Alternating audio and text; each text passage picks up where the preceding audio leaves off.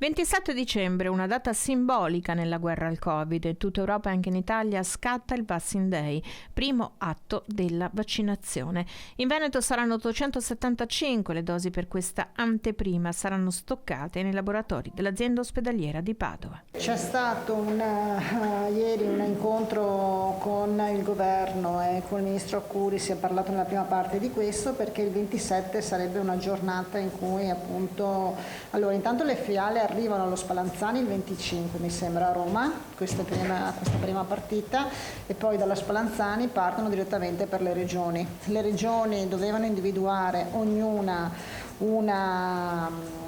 un punto e individuare anche il riferimento. Noi abbiamo individuato l'azienda ospedaliera di Padova e l'unità farmaceutica dell'azienda ospedaliera di Padova. Quindi le fiale dallo Spallanzani, quindi Roma, arriveranno a Padova il 27, sono, come diceva il Presidente, 875 dosi e stiamo ragionando adesso, non ho ancora una notizia da darvi rispetto a come le suddivideremo, in che modalità, perché arrivano e vanno consumate entro un tempo molto breve queste. Per dosi, cosa intendiamo?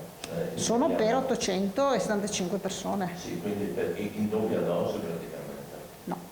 No, è una dose che può coprire 875 persone, cioè arrivano 875 dosi, quindi che sono l'uguale a 875 persone che vogliono vaccinarsi. Stiamo ragionando se, visto appunto che devono essere consumate in un tempo molto breve, chiaramente rimarranno in un limite molto limitato, ecco, in un confine molto limitato, ecco.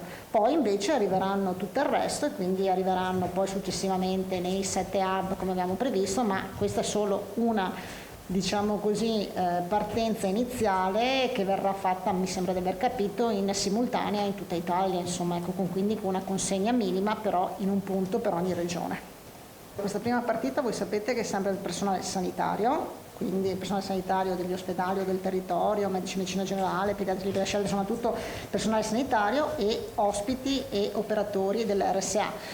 Chiaramente questo è il contesto a cui verrà distribuito.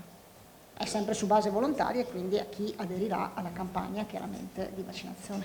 Abbiamo dato intanto come indicazione l'arrivo sull'azienda ospedaliera di Padova, dopodiché capiremo come distribuirli per fare una sorta di prima vaccinazione territoriale.